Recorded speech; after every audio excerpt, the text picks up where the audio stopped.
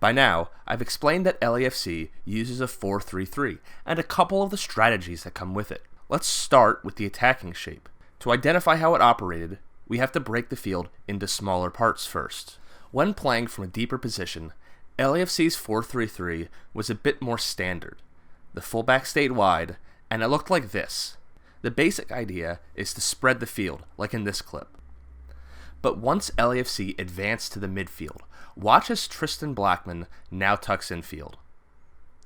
Essentially, the LAFC fullback now becomes a defensive midfielder. Width is created by Carlos Vela and Diego Rossi on the wings, so the field is still spread. But now, LAFC can advance the two attacking midfielders and not vacate the midfield entirely.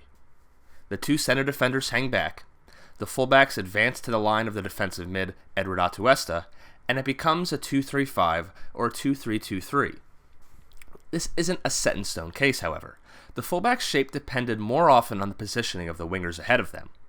In this case, Vela is way out in the left center mid position, so Steven Beitashour, the right back, has room to advance up the wing. We'll see more often Beitashour tucking inside, but it depends on the situation. It's important to note that LAFC prefers to keep one man centrally in defense in case of a turnover, so both fullbacks rarely go up. In this situation, Harvey stays back more so that Beitashour can advance. So Eddie Segura is parked in the middle of the field, almost in a back three. This is also my favorite view of LAFC's shape in the middle third. There is width offered, in this case by Diego Rossi and Steven Beitashour. There's also the defense, as I've mentioned, set in this three-man back line that should be prepared for a counterattack, and my favorite part, creating the diamond. This has to do, in part, with players occupying the half space, which I'll get to shortly, but watch how instinctively Marc-Anthony Kaye slides out when Atuesta picks his head up, and how Adama Diomande then moves to complete the top of the diamond. The two center midfielders, Haris Medunjanin and Alejandro Bedoya, answer my earlier question and slide to mark the men in the half space, leaving this room straight up the middle. Now watch how options quickly open up. Diomande drops into that area in zone 14, and now the Union defense has a tough decision to make. Mark McKenzie begins to follow Diomande, but now Latif Blessing is threatening to run off his shoulder in the half space. The fullback Kai Wagner has to follow this run, and Steven Beitashour is now wide open on the wing. The Union defense begins to notice this threat, and McKenzie drops to the runner so that Wagner can worry about the threat down the wing. Now the ball can come into Diomande as McKenzie has dropped off, and Diomande can turn and try to make a play. Though he rushes his pass here and loses it, this is how LAFC's shape can help overwhelm opponents and get them into dangerous areas with just two passes.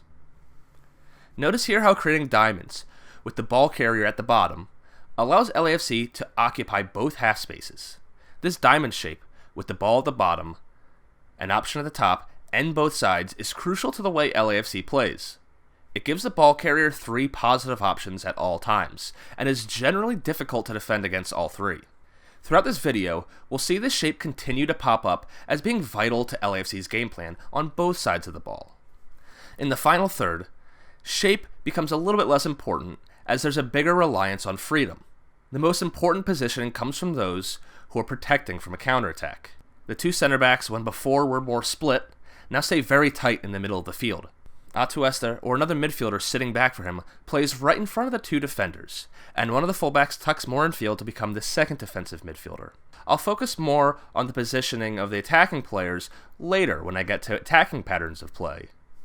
At this point, I wanted to look here at LAFC's shape when playing deep on defense, but the fact is, there weren't many situations where LAFC were defending in the defensive third. It was fairly standard when LAFC could get men back, but there was certainly a focus on staying narrow. Watch in this clip as LAFC, as a unit, swarms from one side to the other and then the center of the field, following the ball and staying compact.